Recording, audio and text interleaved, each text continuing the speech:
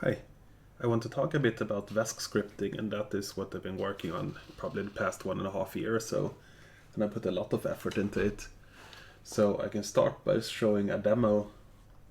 So here I have an old skateboard truck with an old storm core strapped to it and a LiPo battery.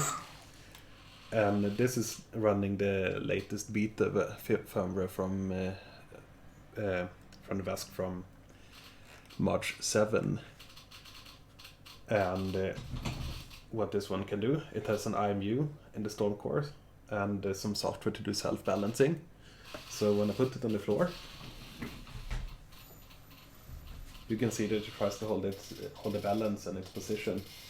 And it's quite good at that. It also runs a position controller, so it tries to go back to the position where it starts, and it also runs a yaw controller. So if you try to turn it around, it will prevent that. Now, we can also connect to it with VESC tool. So now I have just started the beta version.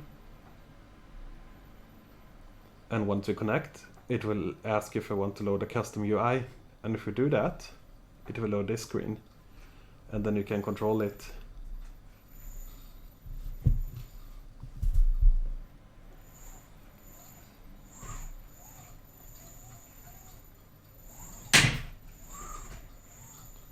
We can also, for example, switch off the yaw controller and the position controller. Now it only runs the balancing move, so now I can move it around. It will not try to come back now.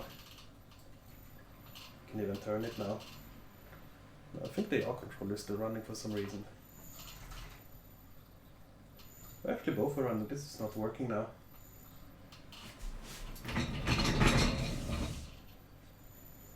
Yeah, I have to look into this. But anyway, let's move on with the demo.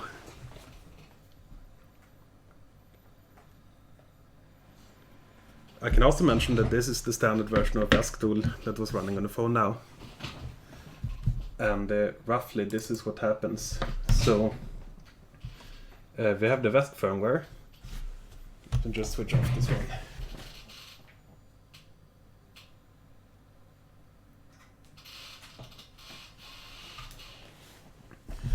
Okay, so we have the VESC firmware, and then we have two different scripting languages here.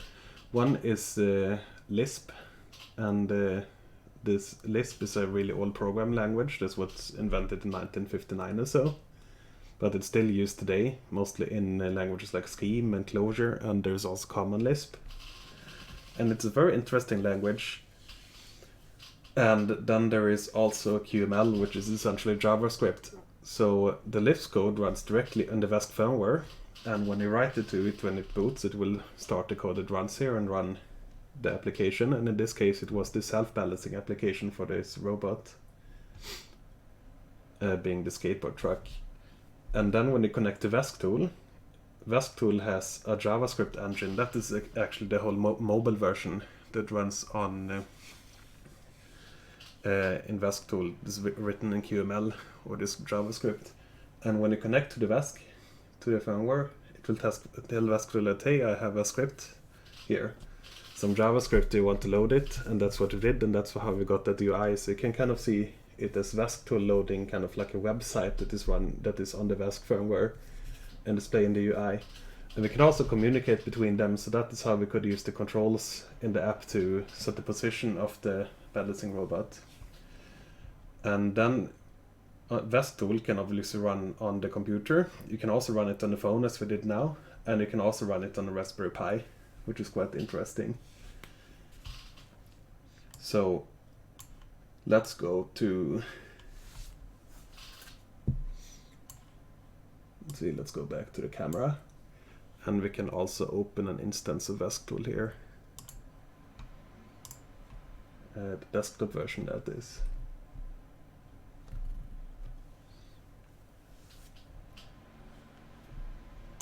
So here we go. And I can also show that on my desk here. Yeah, I have a VESC 6 sitting here, and also have a RC servo, an analog distance sensor connected to it. I also have this battery pack here that I might connect to, and here is also Raspberry Pi that I will try to show them on. So now that we're on VESC tool, we can connect to the one that sits on my desk here. And actually didn't need to connect to show this, but anyway, to access the script editors, the Lisp machine and or the Lisp editor and the QML editor, you go to VESC Dev Tools on the VESC side, on the left side, and then you have the QML editor here, and you have the Lisp editor here. And both of them have a console where you can print things, and you have a list of recent files. You also have a bunch of examples that come with VESC tool that you can have a look at. So for example, you can load this gauge test example, and you see it's not a lot of code for what you get, and then when you click run, you see it run on the right pane here. And then you can also interact with it. You can also run it in a window. This is also useful. You don't have to upload the QML code to the VESC. You can also just keep it in VESC tool or keep it on a file or computer, and you can also run VESC tool in a mode where it only opens the file and doesn't show the other UI. And this can be useful if you want to make some kind of, for example, production line test rig where you have some pass or fail test where you want to have a look at that. So now, for example, I have loaded this UI that just has those two gauges. It doesn't interact with the VESC itself, but you can do everything that you can do from VESC tool or from the mobile version from here. And if you want to upload it to the VESC that sits here on my bench, we can go to Tools, and then you can do Erase and Upload. And next time you connect, it will ask you if you want to load this code. You can also do Erase Only, and then there will not be any code left on the VESC. So if you disconnect here, go to the first page again, and do auto connect, you can see that it will ask me if I want to load this code. And if you do yes, then we get the same thing here. But now it's loaded from the VESC itself, and it also stays there, so if you plug it into something else, you can also load that there, even on the mobile app. I will show a quick demonstration of the Raspberry Pi here too. I will not go that much into that now, because I have some work left on that virtual machine. But essentially, I have a build root image for a Raspberry Pi that fits on a 500 meg so SD card.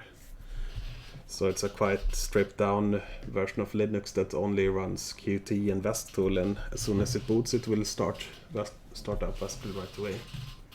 So we'll plug in power to this one now.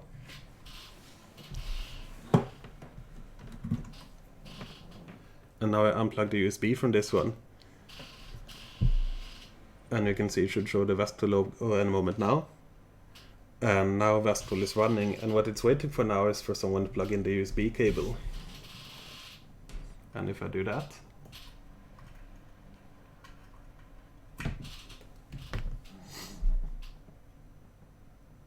then you can see that it loads the thing that I just had on my computer there, and you can also interact with it in the touchscreen.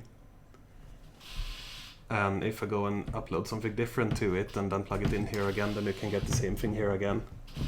And this would be useful, for example, if you have this as a dashboard for, say, a motorcycle or a go-kart or something. Just a very stripped down version of Linux, and you can easily run scripts on it that show gauges and things like that. We can also... Actually, let's move on from this one and move over to the Lisp engine in VESC, because that's what I plan to talk about mainly today. I think the Lisp machine is the most interesting one here because it runs on the VESC itself, and once you have written the code to it, you don't need to have anything externally connected. It will just continue running there. And well, a bit of background about it. So it is written by my friend Joel Svensson. We worked together at RISE a few years ago when I was there, and he has a PhD in computer science, and he is doing some research on functional programming now, and this is one of his spare time projects, Lisp machine where you can, well, do different things and play around with Lisp. And then we met a few weeks ago again, and then we just tried to run it on the VESC, and it did work. It was quite nice. And after that, I really put in a lot of effort into integrating it well, and Joel has also been working a lot on the code base to fix bugs and add new features and make it work well for this particular use case. So I think it is, at this point, a very nice Lisp machine that works well for this application. So let's have a look at how we'd start coding for it. So now we go back to VESC tool again, and I have plugged this one into my computer again, and we can connect. I will not load this URI now. Actually, I will erase it. And then when you disconnect, you can also do cancel here and connect again, and it will not ask you again to load the QML UI. And now we go to VESC DevTools and we go to the Lisp console.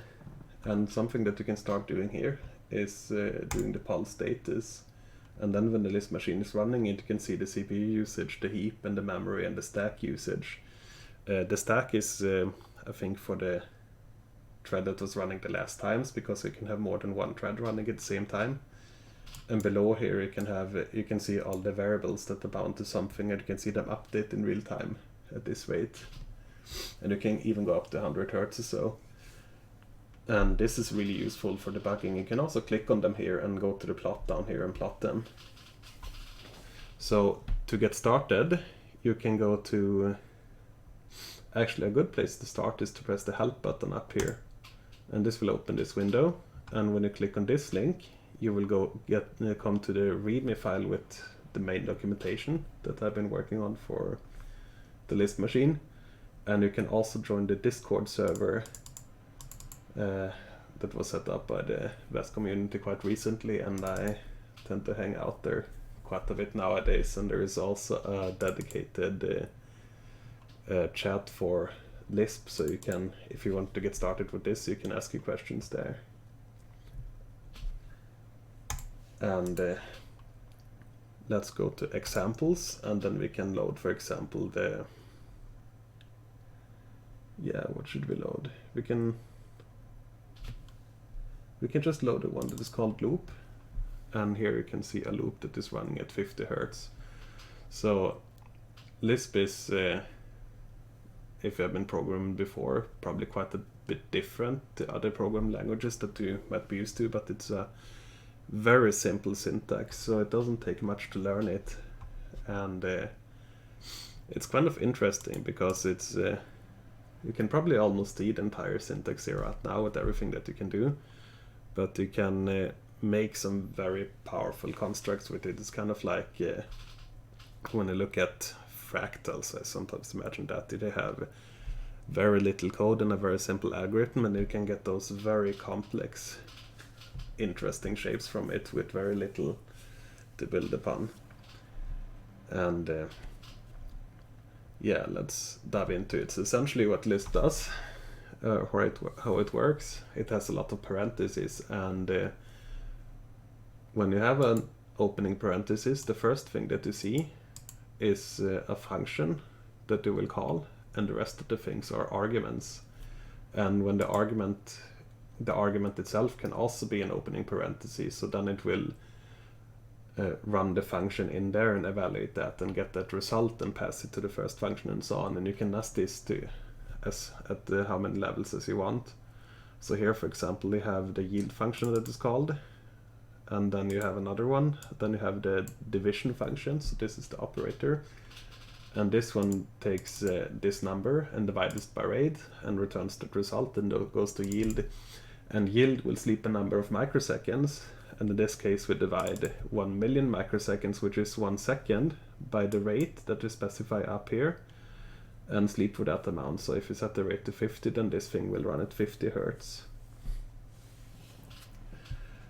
We can upload it, and when you upload and auto run is selected here, it will automatically run it. And you can see that not much is going on here, because we can only see the rate here, because that's the thing that we have in the environment now. We can also, for example, do something like we can define another variable here. So we can define CNT a counter, and we set it to 0. And then in the code here, we can run this again, but instead of setting it to 0, we set it to the plus operator, CNT1, and upload this again. And then you see that we have the counter, and it will update, it will count up at 50 Hertz roughly now. We can also do something like define, let's calculate the sign of the count value. So now when you want to figure out what you can do here, then you can go to, let's see, from the help text. If you open this page, then you will end up on my GitHub page, and then you will see this README file for LispBM.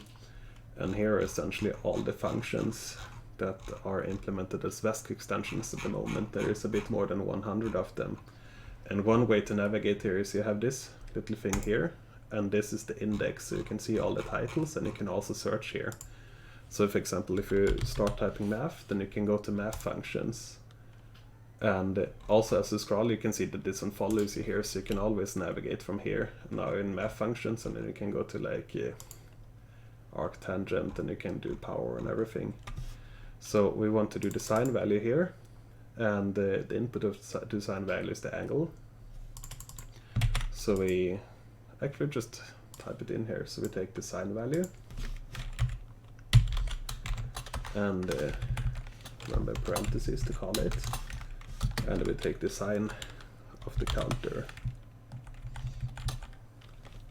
and we call it SC sign counter. Upload it again, and then you can see that it changes quite fast here, and maybe we don't want it to change that fast, so we can take the count value and we can use the multiplication operator, and we can multiply it by 0.01. You can see it's going slower now. And if we go to the plot down here, click on the sign counter, then you can see that the sign is plotting. You can also update the rate of it, and it will be a bit more smooth. And you will see the value of it for the last second. And you can select more than one thing, and then you can see all of them updating. And now they're quite different scales, so, but if there are other related things, that is a bit more useful. And maybe we want to update it a bit faster, so then we can obviously go here and we can multiply it by a larger number. Select again, and then we see a nice sine wave coming here. Now I can also mention a few things. I mean, this is something that you will get used to. In names you can have dashes, but you cannot have underscores, because underscore has a meaning. So that's why when you look at the names here, then they have dashes here, but they don't have underscores. Another thing that is quite interesting and useful here is that you have this console, and you can print things here. Let's see, we can keep this thing running, and we can run another thing. I can also mention that when we run this code here, we start executing here, then we run line by line. And the reason this function runs all the time, you can see that it is a recursive function. So that's how you make a loop. So you define defun is a shorthand for defining a function that doesn't take any arguments. And then prog-n means that run more than one expression. Otherwise, you only have one expression in the body of the function. And at the end, the last thing we do, we call the function again. And it's important here that we call it at the end of the function. That's called tail recursion. And if you don't do that, then you will get stack overflow quite fast. We define this function here, and then when we get down here, we call the functions. Nothing below this function call will be executed. And you can see it's the same thing here, that we just open parentheses, call the function, and this one doesn't take an argument, we just close it again. Same thing here. We can also do, if you don't want to run it in, if you don't want to do more things, we can also spawn threads. We can do spawn, for example, here. Run this code. And it looks very similar to before, but now we are continuing to run down here. And now we could make another function. We can do For example, defun pf print function. This one doesn't take an argument either. And let's do the same thing. Let's do a program.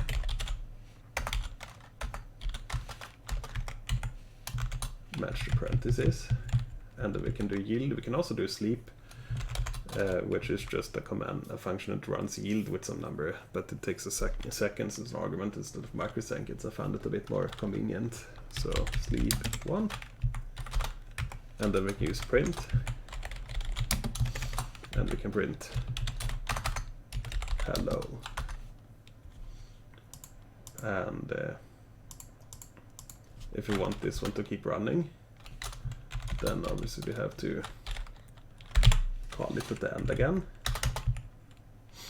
And now we can run this one in the main thread instead. So let's do this. And you can see that we are printing hello down here. You have an erase button here on the right side if you want to clear the console. And this is happening while this is running here. You can also mention that this cooperative multi-threading, so if one function doesn't sleep, then no one else gets to run anymore. But they all have their own stack, so it's still a lot more useful than if you just have one thing that calls a bunch of different things. Let's actually make this one not recursive, and then I can demonstrate something else that is very useful here. So you see now every time I upload it, we upload it to the memory of the VESC, and this will actually remain there. So when we boot, it will run this code again at boot. About that, I can also mention that this runs in a sandbox. So if you make something that crashes here or tries to consume too much CPU, so it should not affect the rest of the firmware. And if for some reason it does so anyway, and it makes the watchdog reboot the VESC, then when you start it again, it will not automatically load the Lisp program if the watchdog was the cost of reboot in case this happens again. So I have not managed to brick it this far by running any Lisp code on it, and I think in the latest version it has never really made anything that would make it get stuck or reboot. So what I wanted to show now is that we have the code here, but we can also, as we run, we have this REPL line down here, and here we can run Lisp code at the same time as this function runs in the same Lisp machine. So we can, for example, run expressions here. We can do +1, 2, and the result is 3. We can also call this function that we just created up here. So you see that we have the print function. We just call print function. And now we see that it prints hello. It didn't return anything. It just slept in the end. We don't need to sleep since we are not, since we're just returning. So we can also return 1, 2, 3, for example. And the last thing in the program will be what this one returns. And we can also, then we can see that we print 1, 2, 3 here in the REPL, because that was the result of the command we just ran here. So let's control some things. Let's see where the camera went. Here we have this one. I will just unplug this one and move it to the side. And you can see that we have this RC server connected to the PPM port of the VESC. And we have this sharp sensor, this analog distance sensor that can measure, I think, 40 centimeters and output an analog voltage for that. So let's try to move this servo. So if we go to the documentation again, we can go to the helping and we can type servo, set servo. There is a command for that. And you can see that range 0 to 1, but you can see that we have to activate the servo output in app settings general in order for this to work. So let's go ahead and do that. We go to app settings, general, and then we can see that we have enable servo output false here. We can set that to true and write the app configuration. This will only work if the PPM app is not active, because they use the same output and timer. Another thing I can mention is that the Lisp program runs at the same time as all the other VESC apps. So if you have something that runs from before and you want to do something in addition, you can still do that in the Lisp program without interfering with that unless you from the Lisp program, for example, use the same port as that app is using.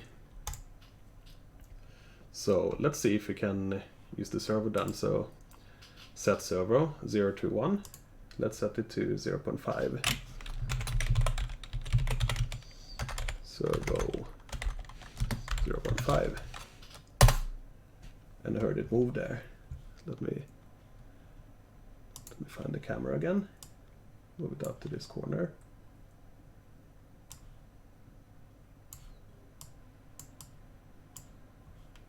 And we can make it always on top. And if you run the same thing again, you can also press up and down to get a history of commands in the REPL here, so that is quite convenient. This wouldn't work because it will just go back, but if you do 0.1, you can see that it moved there. We can do 0.9 as well. Let's give this distance sensor a try. So we can see now this one is, let's move it away. It's connected to ADC1 on the COM port and power, so we can do ADC. And there is a command called get ADC channel. That's simple enough. Let's try that in REPL. I can also show that if I type something that doesn't make sense, for example, if I forget the parentheses here, then it will get an output. The rest will still run here, but this particular context got an error, and we get read error, and it will also prevent some possible reasons. And this one, it says that we'll check that all the opening parentheses are properly closed, and yeah, it was spot on here. If we do something else here, then it will get a different error. Variable not bound, and this one is not bound, and yeah, it is not. About that, we can also, there's also a help button here, so there are some special commands that are not evaluated, but that checks the things about Lisp. So if you press this button or you type :help, then it will list all of them. And then you can, for example, do :info, and you can see the garbage collector, how often it's run, and some other things. How much memory you have left, you can see cpx xs. Then you can see the running context, and now we have just this one context running that is doing the sign function up here. And you can also reset it from here. Let's see, yeah, the ADC. So we do get the ADC channel, and I think it starts with channel 0, which is ADC1. ADC1 is 0. So let's do that. Get ADC 0, and then you see that we had some voltage here, 0.1 volt almost. Now let's do it like this. Let's define it here.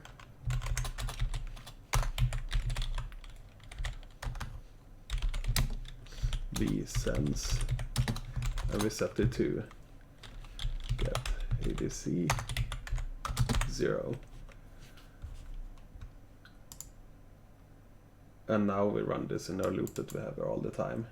And we can click on it and plot it down here as usual. So let's get this thing in here. And now I will hold my hand in front of it. Let's see, where's my hand? There. And you can see that it's responding to how close my hand is. And maybe we want to control the servo by this value. So you can see that we have a range of, when we hold it closed, then we get to almost 3 volts. And when they move the hand away, then they have 0.1 volt. So if we just divide this by 3 and set the servo to it, that should just give us a pretty good range. So let's do set servo and divide vSense by 3. See if that works.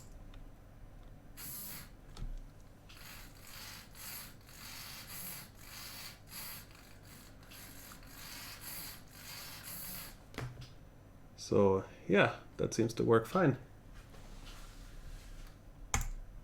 And yeah, you can obviously control the motor that's connected to the VESC as well in the same way. And you can also control other VESCs that sit on the CAN bus. So you can do all sorts of things here.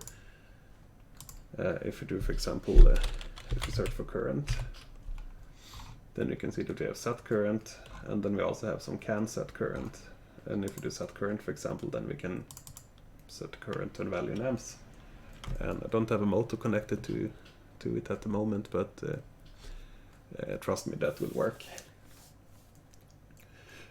Now let's look at some string manipulation. So here we have we have this 2170 pack here in the background, and I will plug it into the CAN bus here.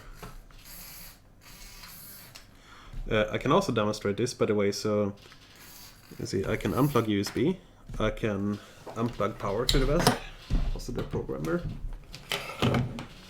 So now it's just sitting there unpowered, and then now that I plug it in again, let's see, when it's done booting, you can see that it just starts up the Lisp program again and does what it did before. So this is a very nice way to get custom behavior. Before I go more into that, I can also mention why I think this is needed, because you can do a lot of things already with the ADC and the PPM ports and so on, but there are so many people ask me about something very specific that they want to do. And as it is now, even if we go, for example, if we activate the ADC app and then we go to the settings here, then we see control types. We have so many different control types, like current, reverse, ADC to brake button, and there is like an infinite amount of combinations, and at some points it starts to be very, very difficult to cover all of the different use cases in standard settings. And also another thing I've been working on a bit is IO board support. So then when you build, for example, a bicycle or a motorcycle or so on, then you can have an IO board that connects to some buttons on the handlebar, and you can have some indicators and brake lights and a display and so on, and then you want to interact with this IO board, then there should be a nice and convenient way to do that. And this is one way to do it.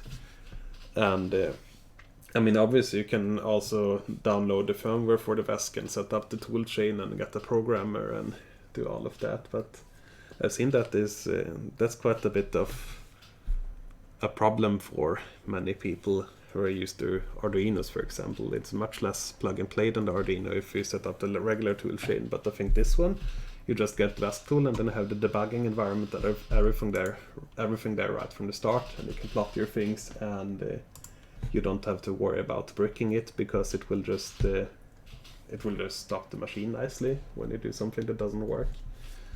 So I think that this is a much easier way to get started, and it is also a lot higher level language, so you don't have to worry so much about not interfering with PWM, for example, or setting up the peripherals properly and so on. All of that is handled internally here, and you also don't have to think about memory management, because the Lisp is garbage collected, and when you run out of memory it will just run the garbage collector again.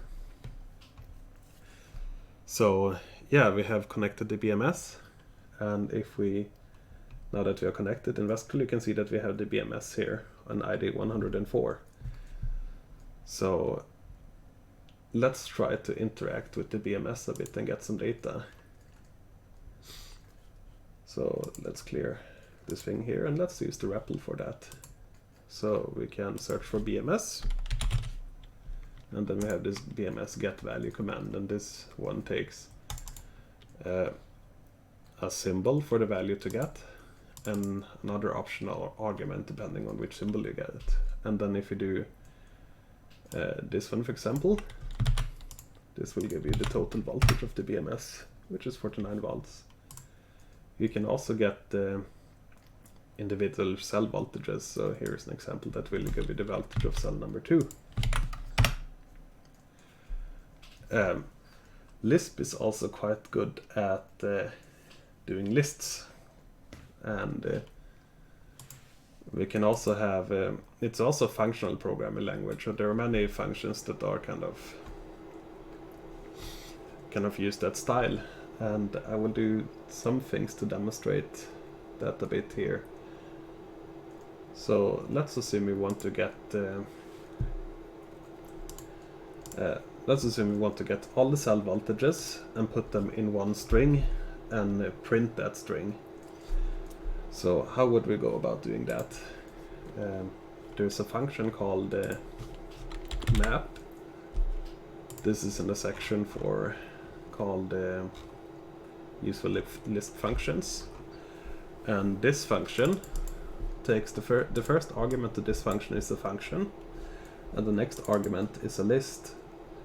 So what it will do, it will take every element in the list, call this function on that element, and create a new list where every element in the new list is a result of applying this function to the elements in this list.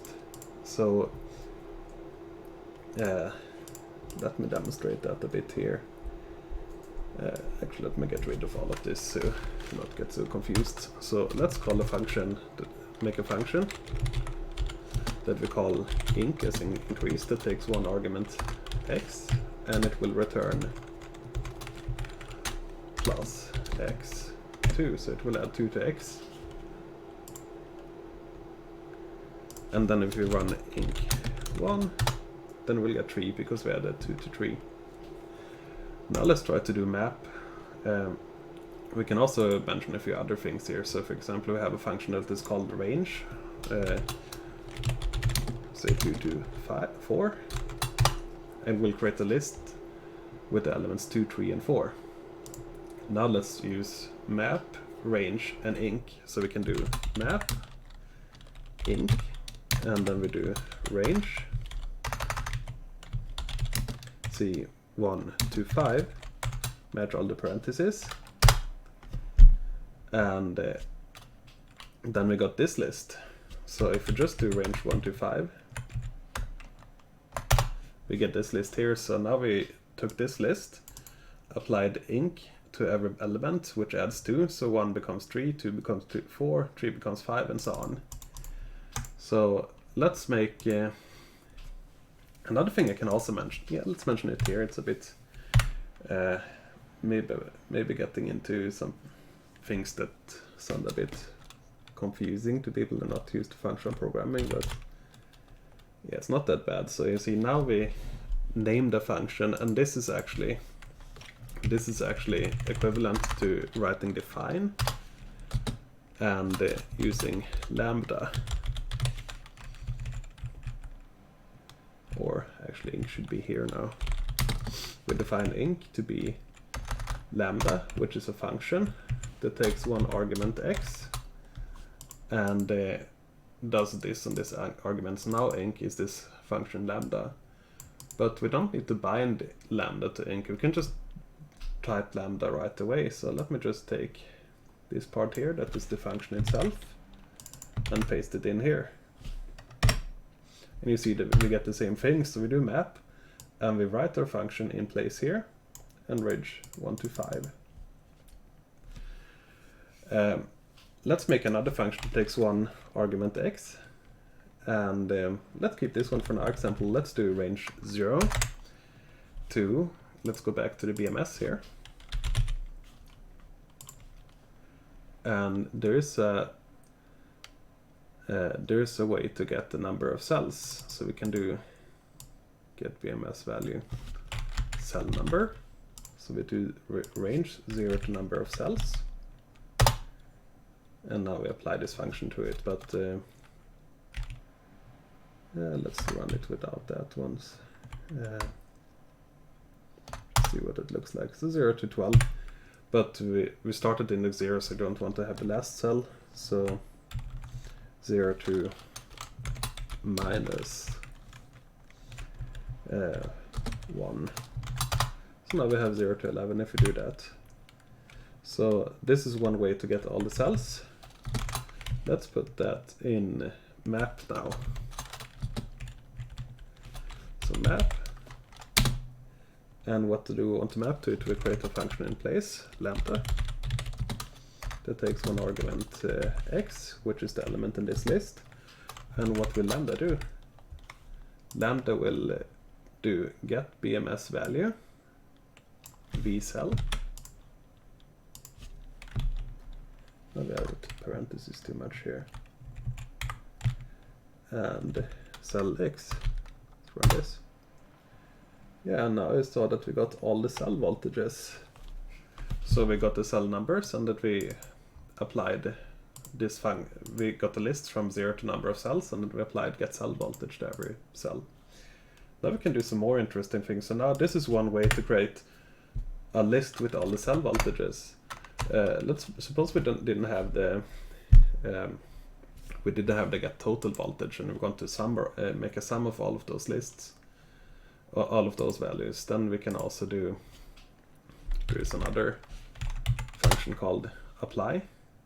Before we go in there, we can also mention that if we do plus, we can do 1, 2.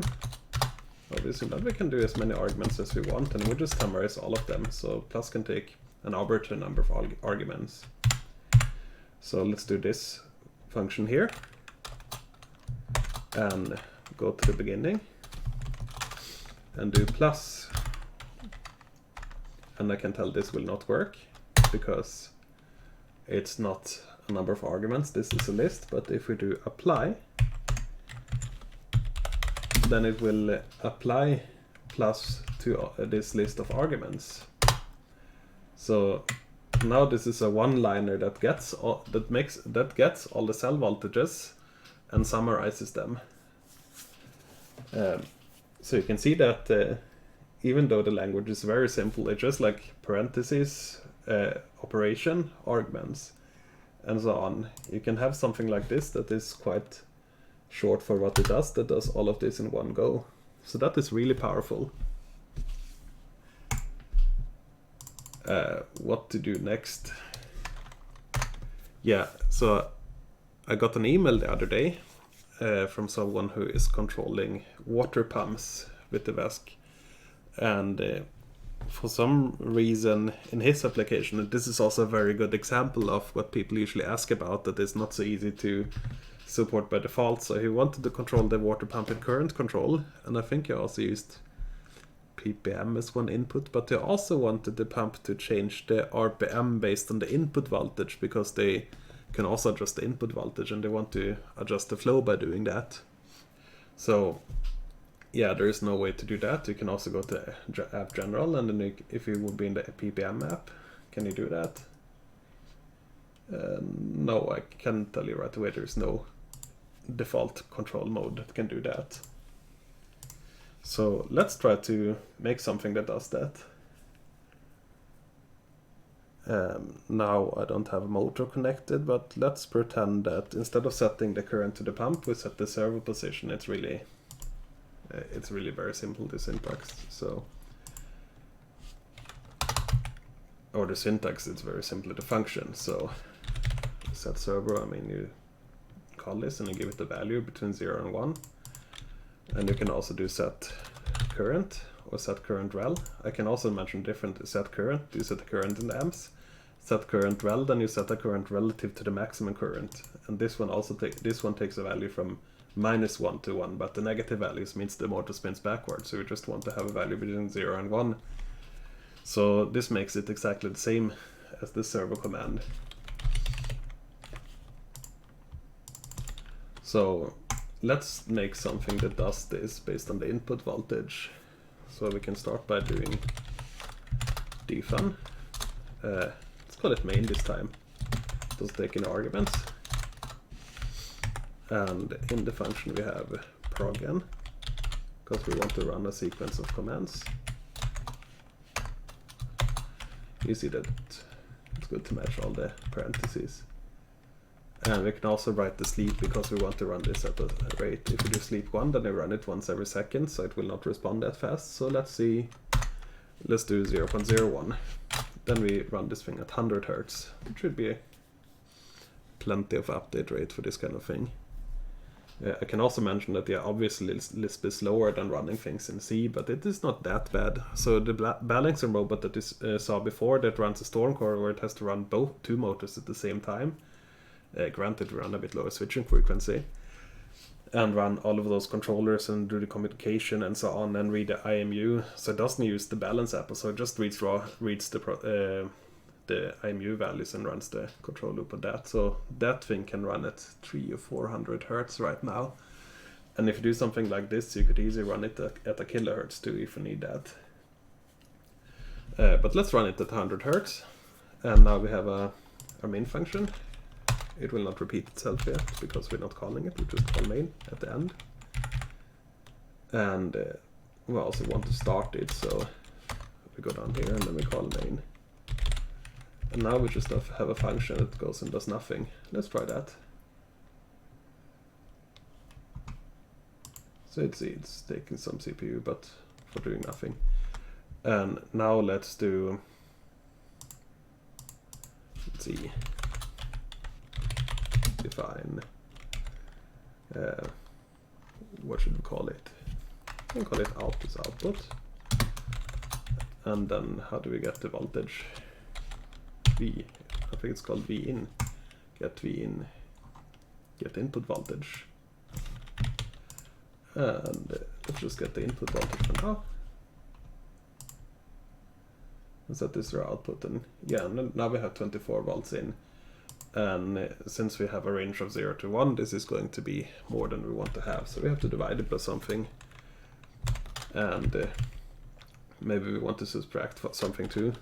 Suppose we know that our voltage goes down from 0 up to, or from 12 up to 24 volts. So we can start by just subtracting 12 from it.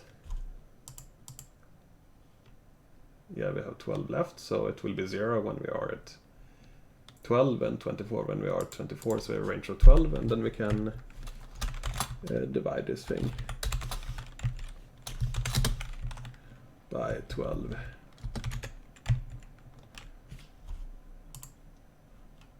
And now you can see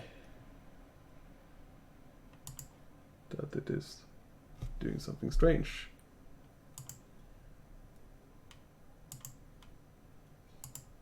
I thought I would be getting...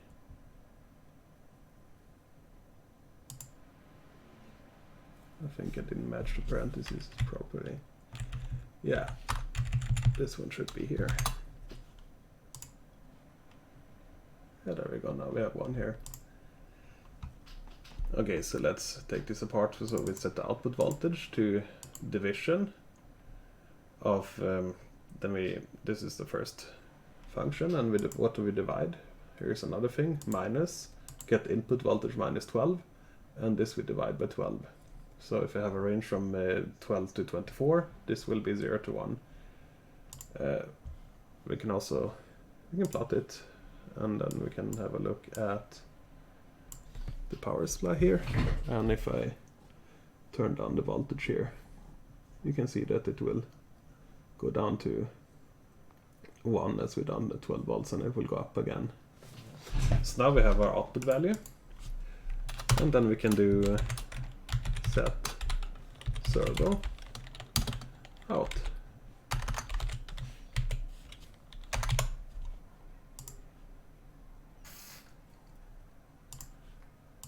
When upload again, it will deselect it in the editor here. But now when I change the voltage, you can see that servo is moving accordingly. And you could set a current like this too.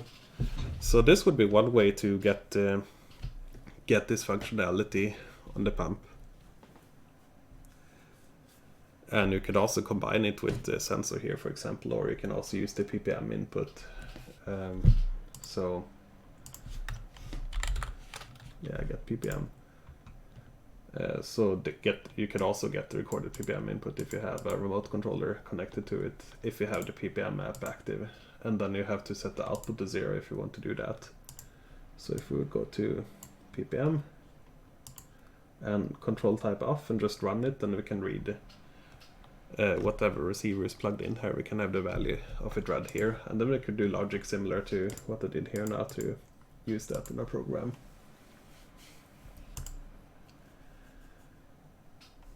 So yeah, I think that's what I have for now.